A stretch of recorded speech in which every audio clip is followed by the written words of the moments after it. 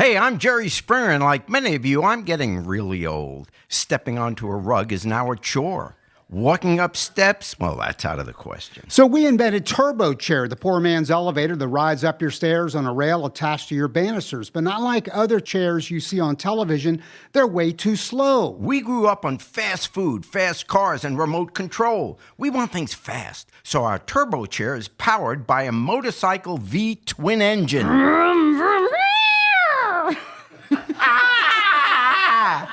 Turbo Chair. It'll get you to the bathroom before you go in your pants. You can't buy Turbo Chair in a store. You can't even buy it online. To get your own Turbo Chair, meet us in the parking lot next to the Folk School Coffee Parlor this Thursday night at 11 o'clock. I got my turbo chair, and now Mickey and I don't have to sleep in the living room. The Turbo Chair's patent was designed for reasons the government said are obvious. Turbo Chair is illegal to purchase in 49 states, not named Kentucky. To ride Turbo Chair, federal law requires you wear UL-approved NASCAR crash helmet.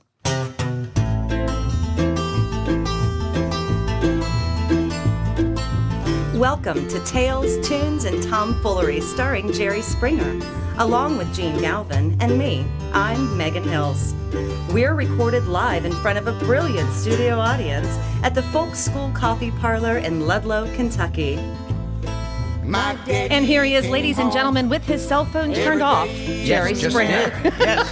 Thank you. Thank you. Whoa. Well, we didn't record last week. No, we I mean, were not people here. listening to the podcast won't know that because Well, we they did too. do now because you just told them. I just told them. Yeah. But maybe some of the people don't remember, though. That's also Yeah. true. I don't even remember. Were we here last when week? we were here, yeah. Hey, by the way, we're Yes. going to have on Short & Company, which is an amazing, let's hear it for them. They're an amazing blues band, all Kentucky, 3 Kentucky guys from different parts of Kentucky. And we're going to ask Jerry to talk about whether there's really any lasting effect of this whole Donald Trump legal nightmare. So we'll get into that in a minute.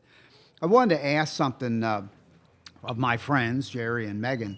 I just had my 30th wedding anniversary. It was a big deal. Megan, it was a big deal. 30. If you hit 30. 50th. 50. Yeah. It's 50. Your son's 40, Gene. We can do the math. You some beach. No. Okay. So How we did was something. that? Well, it was great, and we did something, but it was not worthy of Miss Bonita, my wife. It was not something worthy of her and a 50th, and that's because I don't have much do-re-mi. So I was wondering if I started a GoFundMe project to pay for a proper 50th, if you guys would help me and maybe prime the pump with a GoFundMe. No. I'll contribute to Bonnie so she can get away. No, that's well, that. For different. legal Yeah, counsel, it's yes, different. we can Yes. contribute to that. I have another idea. Yeah, well, yeah. Megan, and maybe we get in on this and we run it, and maybe we make a little walking around money doing this. I think we should get Jerry's Sarasota home, which is a lovely home. Oh, in yeah. Sarasota, Florida. Yeah. And I'll name the key. No, I'm not. But man. I will. Why don't we turn that into an Airbnb? Oh, I think What? that is a very Is good. that I do a good like that. idea? Yeah, I think that's great. Jerry That comes has down in his legs. What, bathrobe. strangers come and stay over? Yeah, you could. In an Airbnb, Megan, you Sure. could even live there. Absolutely. Because No. it's just some rooms. You can go stay in the garage. Jerry comes down, makes Either his in coffee the in the garage. morning, and He's got like bathrobe. the place is like the Biltmore. He's got like 40 bedrooms in there. Why don't you do that? You need to make some more cash. You're a little cash poor right now. You can do that. Not in your lifetime. Really? You don't have strangers in your home. Airbnb Your home is people your do it all home. the time. Yeah. All the time. Well, they don't sitting have there. shows. Yeah. All right. All right. Fair point. They don't have paintings worth the most people's cars. Fair point. So the other day, my son Mitch, 41, ran in the Flying Pig Marathon, which is Yes. one of the marathons around the country, 26 and a half miles. And it's a hard one, as we were saying before the show, because there's some hills in it and stuff. So to support my son, and because I thought this would be fun, and last year I did a little of this, I got on my bike. I have a bike, like a bicycle, not a motorcycle, and I thought I'll ride the 26 miles. And I'll occasionally in neighborhood stop, pop a picture of him or something, yell at him, encouragement. And last year I went on actually even the day before when they do some other mini marathon-y type things. And I saw that the race officials are all on bikes. That's how they roll. So they get a bunch of volunteers who wear uni, which I realized was sort of one of those green iridescent riding jackets. I happen to have Reflector one. vest, Yeah, it's real visible. And last year I didn't do 26 miles. I did a little piece of it, but I merged with them and I got out on the course because you can't be on the course. So you basically fraudulently. I was rogue. I went rogue on Rogue the on the on the flying marathon. Because you really weren't a Well, here's how it turned out. How? On about mile 4, yeah. I was stopped by some actual race officials on Yes. bikes. And they said, "Who are you?" Kind of said that. They said, We're going to need you to go ahead and leave, sir. Yeah, you go back to Starbucks. They said, "Are you a volunteer race official?" And you know, it's funny. It's at that moment, do I bullshit or not? Because that's that moment. Yeah. Because am I going to go with a lie or am I In going other to go words, with did you something tell else? the truth or did you go Trump? Well, here's what I did. Did you go Trump? I planned ahead for this moment, so I made a media pass. I'm holding it up, and I'll hold it up for Facebook Live, but it's this sort of fake-looking thing. Look at Megan, the picture's all weird. It's not, because they ran it off on a printer, and it's all squashed, so it's not in proportion. No, it's you not. look kind of But wild. I made a Jerry Springer podcast media pass, and I hung this around my neck on a lanyard. And so when they came over and they said, "So are you a race official?" And they looked at me like they knew I wasn't. They were waiting And for so me. you waved that in front of them. So I said, "No, I'm media. I'm out here. I'm part of media." Well, fact is, by the way, media can't be on the course. That's clearly Also in the true. rules. I read them. They put Specifically pointed specifically out. says you can be in these 3 places in the 26 miles, standing over there. And Gene shooting said, some- "Let's find Yeah. out." So So if your granddaughter Josie is listening to this podcast, this is a fine yeah, example. she shouldn't be listening to this. I don't think she listens.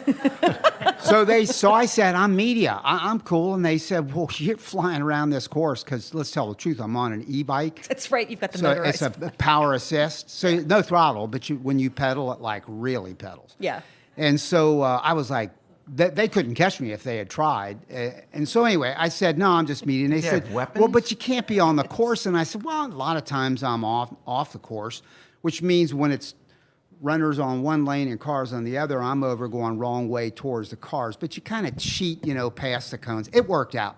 So they said, "Fine, see ya." So at about of 26 miles, at about mile 19, I stop.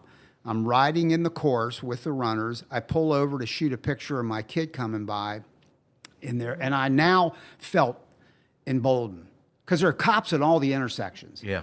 And I said, I stopped, and the cops saw me coming towards them. I stopped, put the bike on the kickstand, got out my cell phone to shoot a picture. And they're talking about me. They're looking at me. And a motorcycle cop had his bike parked, walked over to me, and he yelled to me, "Sir, may I speak to you?"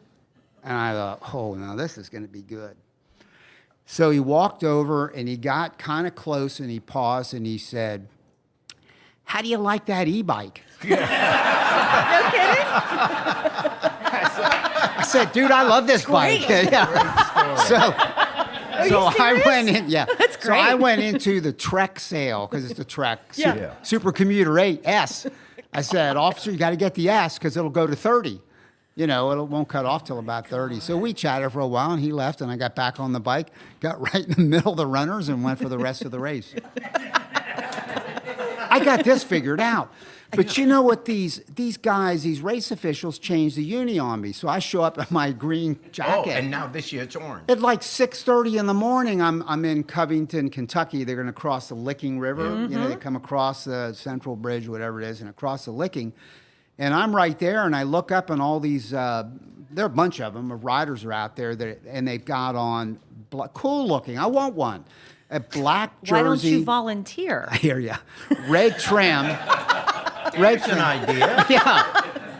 And then Weird. it's like, Why'd you do that? And my son said to me, why don't you volunteer? And I said, because you can't hold Gene Galvin down. What they would do is they would give me, Megan, they would give me like Mount Lookout neighborhood. Directions. They would tell me, you gotta protect Mount Lookout. Lookout. I'm like, Gene can't be held in. Yeah. I'm like Justified. You would not have You made- just gotta let me run, you know? I hate you. You would have made a terrible police officer. Horrible, because I'd be wanting to go somewhere. I'd hear some, I was there's just cooler playing stuff some over music there. over in Price Hill. Let's go over there. There's cool looking stuff Here's over the there. question, though. Where was the security? Because they didn't know. You're coming out. All of a sudden, you're in the middle of the crowd. You're holding up what could be a phone and could not be a phone. It's absolutely They true. don't know that. Boston Marathon was during the daytime. Yeah. You are a threat to our society. Well, we knew that. Gary, That's something not tells me that people look at me and don't see me as a threat to anybody. Yeah. Okay. No, point you know made. what? Who's this guy on the Here motorized is the bike? deal. And you know, I don't even care about statute of limitations. I'm just telling them exactly what I did. And I'm going to do it again next year. But here's the deal. If you act, this has all had been said so many times by so many people, if you act like you know what you're doing. First of all, I'm not carrying a backpack. They should tackle me if I'm doing that. I'm obviously not carrying anything because it's just me on a bike. But if you just look like you know what you're doing, I had cops giving me a thumbs up because they think you're a race official. Even though I didn't have the proper jacket on, you know, I got on something that looks kind of... God, Gene, this is. just volunteer next year for crying out loud. You'll get the jacket. You can help them out. You're less of a threat to society. You got to do, you know, Marymount. I don't want to just do Marymount. I hit a blast riding the 26 miles. I will tell you this. I really appreciate what marathon runners do. When it's if you impressive. travel the 26 miles, whether How it's on a about race working or out and running in it? Or that, Yeah. participating in Then the you marathon. can see the whole thing. Yeah. Jerry, you know what? There's That would a be a thought. really fun little partner thing that you No. guys could do. That would be I've already so brought cute. this up. Why don't we all run? I swear to God, why don't we all run a marathon? Oh, don't be I don't do that. I but swear to would God, let's do that. support you I have a guys. general rule in life. Never run if you can walk. Never walk if you can sit down. Never sit down if you can lie down. It's gotten Yeah. you all these years, hasn't it, Jared? Yeah, that's To the perfect specimen of a man that we see before us. Yeah, in other words, why waste whatever heartbeats you have? Running for Yeah. no reason. Exactly. And you know what? God bless people that work out. But every one of my friends that really works out, Yeah. they're walking around with a limp, a bad hip, a bad knee. They're always hurting something. It's actually true. It's true. true. Well, I mean, I don't know if not- it's statistically, if it's scientifically true, but I mean, I see what marathon runners do. I say to my son, find me a doctor who isn't also a marathon runner who thinks this is good for your body, that you run through what they call the wall, and he hit it. The last 5 miles, your body, there, I saw it. I was with them. I was out there. I saw people dry heaving. I saw people how walking pleasant. and Sounds stopping great. and Sign me limping. up. Oh, I'm telling you. But it's. I think it should. I what think they it do. would be a really cute bonding thing for the two of you, though. I mean, No, you no, said you're a part of it No, too. no, no, no, no. I No, am I don't saying need let's to do be. it. I'm saying let's do I'll it. video it. You can walk Let's run it. run the marathon I next year. actually, well, we talked about We it once talked about it before. all I last ran year the at this Mini time. Heart Marathon. That's right, you did. Cincinnati's first. So I know you can do it. Yeah, not on purpose. No, it really wasn't. I know. I'll make this less than a minute because some people have heard it, but many probably haven't. I was mayor, so it was my job. It was the very first Cincinnati Heart Mini Marathon in 1978. And my job on that Saturday morning was to come to Fountain Square, give a short little talk, wish everyone luck, and shoot the gun to start the race. Well, the lesson is don't ever be standing in front of 3,000 people shooting a gun if you don't want to, because they all started running towards me. I should have stood to the side. So when you see 3,000 people suddenly coming at you, your natural instinct is to turn around and start going with them so I wouldn't get trampled. And then, because I'm a young guy back then, and so I'm thinking, well, you know, but I was carrying the gun. And did you say So you were there in was dress a shoes? police officer. Yeah, I was in a suit, a laced shoes. I'd never run a block in my life. But I gave the gun off to one of the police officers standing along, and I'll say, well, I'll see how much I can do this. And then at that age, the macho takes over. You don't want to quit. And then I realized, because when it's the Mini Heart Marathon, it was only 9.5. I think it was about 13 miles, whatever it was. yeah. Like Yeah, that. 26. Yeah, 10 it was miles, 13 miles. yeah. So, but the way they had it is you went out in one direction and then came back in the other half. So the more you ran, the more you'd have to come back then. And then I realized that they were having, the cameras, the news stations knew that the mayor was suddenly running. They wanted to catch this. Unprepared. Oh my, Untrained. and now, and this is God's truth, my feet were bleeding. Gushing blood. I believe it. Everything hurt. And I knew I wasn't doing well because near the end, all along the way, the cops kept asking, is there anyone else? Behind you. And I came in dead last of anyone who finished. There were a lot of people who didn't finish. Sure. And coming in, because when you started coming down, and I think it was Walnut Street, for those who know Cincinnati, you're coming down towards Fountain Square. This is the end. This is where you get the big crowd, TV cameras. You got to make it. Everything is heard. You can't quit now. You just got to do it. And I was limping for about 7 weeks. It was really, Weeks? It was really stupid. I believe that. Yeah, that's so not I'll never run again. Except for mayor. And so I am announcing today. the segue ability. Well, I wish that, and I propose that we do it. I'm not done trying to make that happen. If That you we run, you the will be done. 26. Yeah. Gene, you're 78, what? 86. I'm 59 years old, Jerry. So, don't make me older than I am. 59 is old enough. Yeah. 59 years old. With your 30th wedding anniversary. With your 30th. Wait a minute. Let me think here. This isn't going to work. and The the math doesn't work. 64. I'm looking forward to Social Security. If I can get enough quarters in. That's why I'm here tonight, trying to get them in. And we're headed down soon, next week or so, to a prison in Kentucky. That's right. No joke. And Jerry is going, I'm going to drive him down, but Jerry's going to speak to the prisoners about some pretty serious stuff. They've given me some bullet points they'd like you to speak to, and you'll be great at it. And maybe we'll be able to chat about that experience in a future podcast. It should be kind of interesting. We're assuming they let us out. I'm Surprise. counting on it. Getting into prison isn't that tough. Walking out. Getting out is a little harder. So this era that we've been through in the last year plus has had a lot of this Donald Trump presidency has had a lot of legal stuff that's gone on. It's a drumbeat. Each week there's a new thing. And one wonders, will that have a lasting effect on the American psyche, or on, worse yet, the American culture? What's your take on that? Well, right now, if you're addicted to watching the news every night there's something else. It's depressing, and you hear a lot of people say, "Oh my gosh, are we going through the worst time? This is the worst ever," etc. And the truth is, in American history, every horrible time, and this isn't the most horrible of times, let's be honest, but in the bad times, we get through it. Not to say there's no damage, but we get through it, and then another event comes along. We got through the Depression, and then we got through the Second World War, and we got through the Korean War, and then the McCarthy era, and then the urban riots, and Vietnam, and Iran-Contra, the Clinton impeachment. Then I remember the election of 2000 when it went to the Supreme Court, and everyone says that's the end, with the Supreme Court decision. The guy who got the most votes wasn't president. What are we going to do about that? Then, of course, 9/11. Then the economy collapsing in 2008. The mass shootings. It seems like whenever we seemed overwhelmed, America kind of gets through it. Not to say there aren't casualties along the way, but then we bounce back and the world goes on. And I think deep down we all expect the world still to go on, as bad as the news might be from day to day.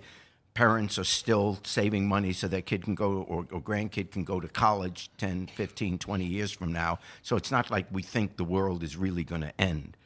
So that's kind of where that is. Will we get through it? But there is, I would argue, one lasting impact of Trumpism that will last beyond his presidency. The almost permanent damage he is doing to our democracy and to our country. And I would say it has nothing to do with particular treaties, particular legislation, dropping out of things we shouldn't be dropping out of. I think it has to do with his relentless attack by him, by the right wing, on science, facts, and truth. And that relentless attack on those three items is the greatest threat to democracy in American history. I don't overstate it. Let me put it like this. The whole purpose of America from its very beginning was to create a country or a place where people could avoid tyrannical governance, where they could avoid a monarchy. We ran away from the king, or a dictator, or some authoritarian rule. That was the whole concept. This was going to be an experiment. Could people self-govern? Could we not have a dictator, which was, we had benign dictators in history, but we always had dictators. This was going to be something new. And that's the purpose of America. And to kind of institutionalize that, our forefathers created a constitution. And the whole constitution is designed so that no entity or person within the government would have absolute rule. We wanted to make sure we were never going to have a king or a monarch or some dictator, a despot. And so they created a government where we had separation of powers. You would have the executive, the president, the legislature, the Congress and the Senate, and the judicial, the courts. And you'd have these three separate entities, each being able to check the other one so no one entity could get too powerful. So the president could be checked by Congress or also by the Supreme Court if he does something that the court rules unconstitutional. The Congress could be checked because the president can veto something. And so the president doesn't have absolute power. The Congress can override the veto with 2/3 of a vote. And the courts could be controlled to the extent that the chief executive chooses members of the Supreme Court and the Senate has to confirm them. So each entity within the government was going to have a check on it. And most significantly, Congress had the sense to pass the Bill of Rights, because every one of the first 10 amendments was put in there to protect the people from the government. Every one of those Bill of Rights, even the one sometimes we speak against, the Second Amendment. The idea was to form a militia so people could be able to protect themselves from a tyrannical government. The right to protect yourself against self-incrimination. The government couldn't force you to testify yourself. The government's not allowed to come into your home, the search and seizure, and take items from you or your personal property and stuff like that without due process of law. Everything was put in there.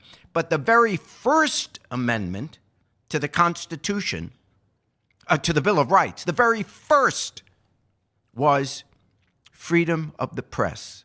Why? Because no matter what kind of constitution, what kind of governmental entity you created on paper, it would only be as good as the people that served in it. So on paper, you had the president checking the Congress, Congress checking the courts, back and forth. But if the people aren't good, or if the people aren't being responsible or paying homage to the Constitution or the Declaration of Independence, what is left to protect the people or protect the country from a tyrannical government? That's what democracy is. Only the people can. So in the end, the people can vote out all these governmental entities, consent of the government. And this is where freedom of the press is everything. The vote that people have in a democracy is worthless if they don't have information, if they don't have something that approaches the truth, if they don't have facts. So the press, you have to keep it free. So if there is corruption in the government, the press can point it out. And then the people can say, aha, they've uncovered this. You're corrupt. You're being voted out of office. We're going to vote against you in the next election. We're going to impeach you, whatever. The people have the ultimate power, but that power is based on facts, on having information, on having truth. And if anything is done to do away with that, to do away with the concept of truth, facts, and science, then the vote is worthless because people have no idea what they're voting on. That is the damage of Donald Trump right now. Because through this whole concept of fake news, it is now possible, and that's not going to end right away when Trump's out of office, whenever that happens. Because now, and we're already seeing it, larger and larger portions of the American public are starting to believe that things are fake news. Social media is starting to say that's fake, it's not true. Or worse, social media and Russia and people that don't have our best interests at stake are starting to make up stories. So people don't now know what truth is. Trump has no compunction against lying, just saying something which is obviously not true. But he simply says, oh, that film you saw, it's fake. The story they put out, it's not true. We are killing truth. We are killing facts. We are killing science. And what will happen after Trump leaves is now people that don't like the people in office or don't like what's happening can always say, well, did you see the news last night? No, well, that's not true. They're just making it up. Do you see how dangerous that is? Ask yourself why every single dictator that ever lived never permitted freedom of the press. Because if you don't give people honest information, they have no power. They can't find out something that you're doing wrong. The leader with a force of arms can say anything he wants, and nothing can throw him or her out of office. That is the threat to democracy. It is more significant than pulling out of a treaty. It is more dangerous to American society than whatever Trump is doing with women, etc. All these issues, not excusing any of it, not saying any of it isn't serious. But what threatens American democracy that can't soon be fixed, because the trust is going to have to be regained, is the fact that this endless assault by right-wing media, by the Russians, by people on social media organizations that have no interest in the truth, that just put things out there to win their opinion, the assault on truth, facts, and science is the greatest threat to American democracy in our history.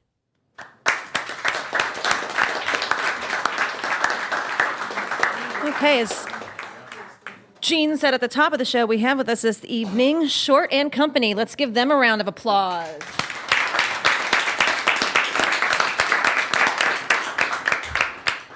Well, welcome, welcome, welcome. And this is your first time on our show, correct? Yeah. Well, we're excited to have you.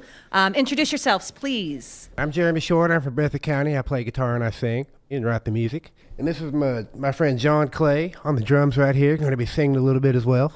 Nice. Give him a hand. Give him a hand. That's right. This is my other good friend Corey Heim on the bass guitar, Corey. holding the low end down. And we are collectively Short and Company. Excellent. First song that I have listed here for you is If the Spirit Moves You. So we will take a listen to this and have a chat when you're done. All right.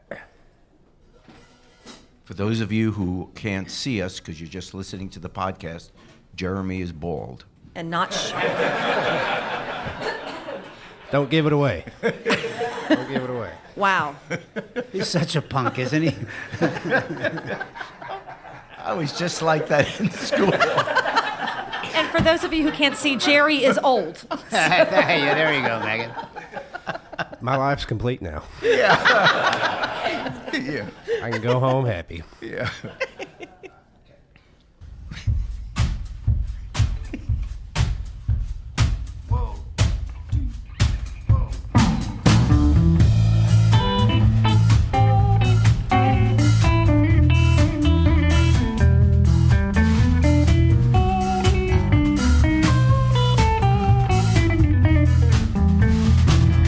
I've seen you dancing like you got something to say.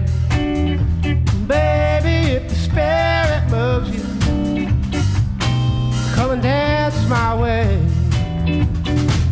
The way the stage lights hit you, the way you toss your head, gets the boys all going, no matter what you wear.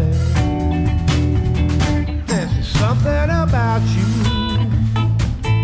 pierces straight to my soul, makes heaven you hungry, my only goal.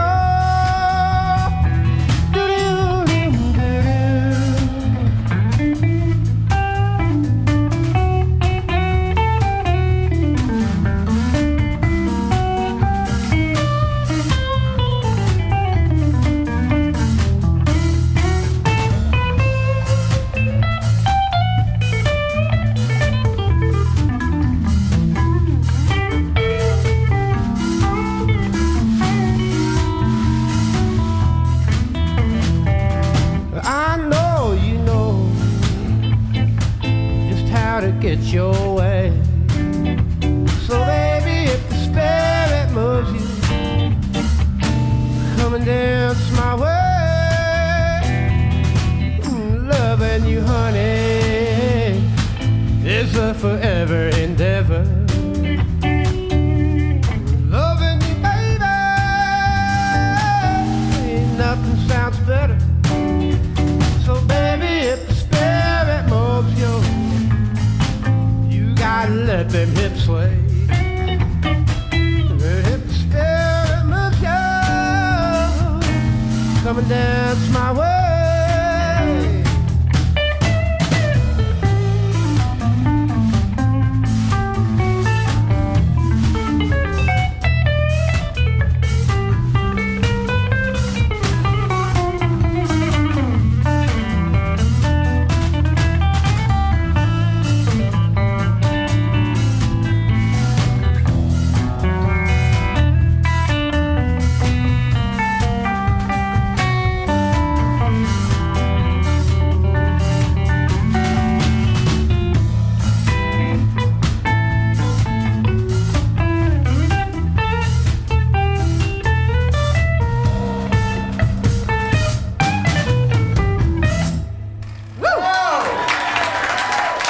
Thank you. Fantastic. Wow. Wow. Fantastic. So I got to, for folks That is serious. That is great. for the folks that cannot see these guys, I was very surprised to hear that sound that came out of that. Not what I was expecting to see. See, Yeah. for the folks at home, we've got a bald-headed man with a red handlebar mustache going on. We got gentlemen on the drums, lots of tattoos, hat, beard. Like, it's not what I expected to hear at all. But really cool. So, how long have you guys been playing together? We've been playing together this particular incarnation for, I don't know. Yeah, about a month. You ought to take a break. I know. Wow. Get So some how did sleep. you guys are from Kentucky. Gene said you are all local. That's right, yeah. Kinda Fantastic. all over the map, yeah. So what brought you to this type of music? This jazz, funky. This what I grew up loving music and loving all kinds of music, and I gravitated towards the blues, R&B, jazzy like side of Stevie things. Wonder type of stuff. Like, Absolutely. yeah, very yeah, cool. absolutely. Ray Very, Charles. very cool. Excellent. So a month, huh? Well, I hope you guys do okay I've had together. versions of the band for about 2 years now. Okay, very cool. Very, very cool. Well, the next song we have this evening is Ain't That Workin'? That's right. All right, let's Yep. hear it. It's available on a CD we have for sale here. And if you're out there in podcast land on the interwebs, you can find it at shortandcompanymusic.com. Very cool.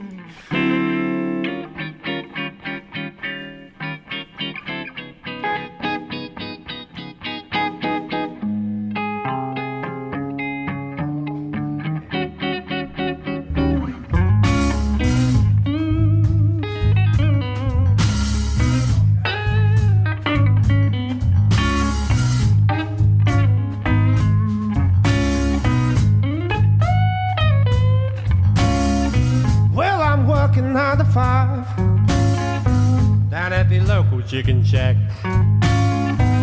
Work a bar, boy, to ain't that a fact, Jack? I support myself, Lord, I pays my rent. By the time I pay my bills, I ain't got a dang thing left. Ain't that working?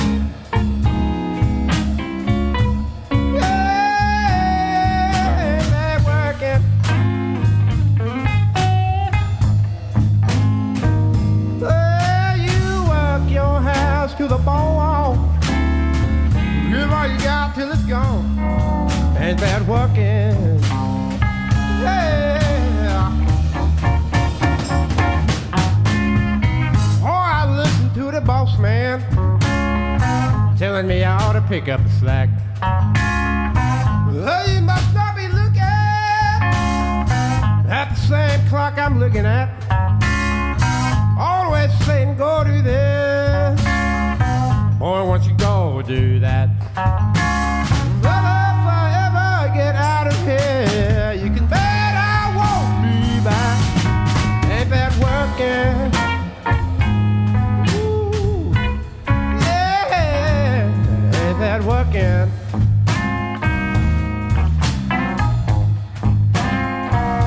Hey, you work your hands to the bone. Give all you got till it's gone. Ain't that working? Oh.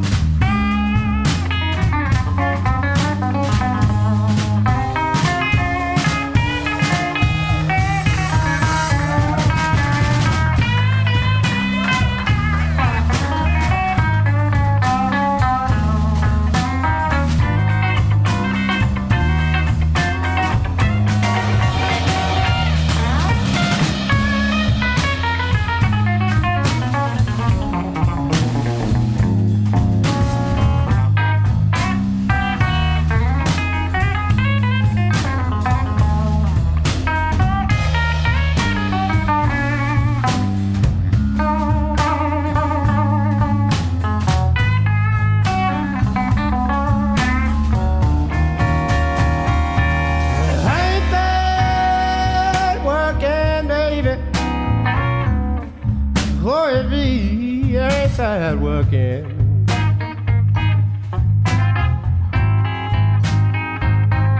Well, you work your hands to the bone. Give all you got till it's gone. Ain't that working? Yeah.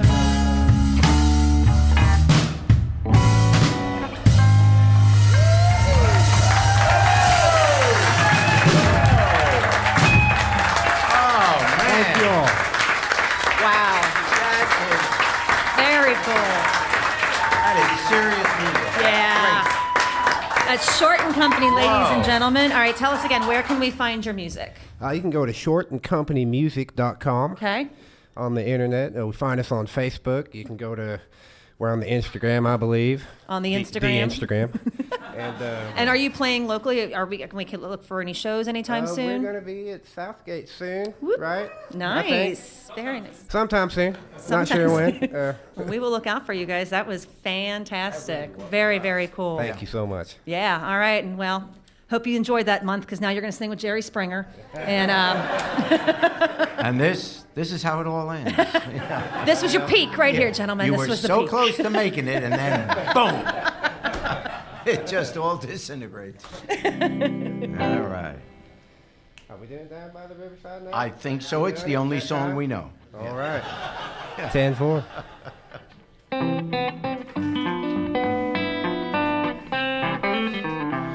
I'm gonna let down my heavy load down by the riverside, down by the riverside, down by the riverside. I'm gonna let down my heavy load down by the riverside and study the war no more. I ain't gonna study the war no more. I ain't gonna study the war no more. I ain't gonna study the war no more.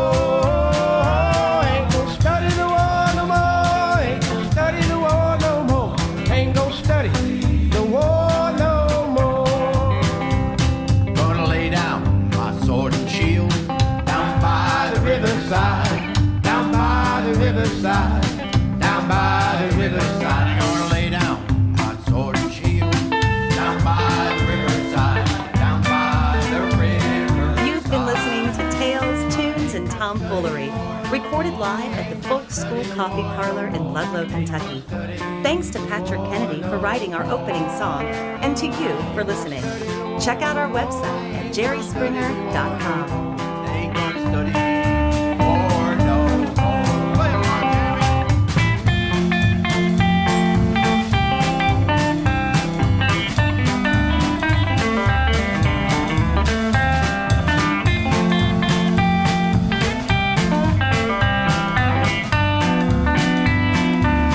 I ain't gonna study the war no more. I ain't gonna study the war no more. I ain't gonna study the war no more. I ain't gonna study the war no more. I ain't gonna study the war no more. I ain't gonna study the war no more. I ain't gonna study the war no more. Y'all come back now, you hear? Thank you. Thank you. Great. Thank you. Great. Ladies and gentlemen, how about it for Short and Company? Yeah. Thank you all. Thank you so much. Oh, man.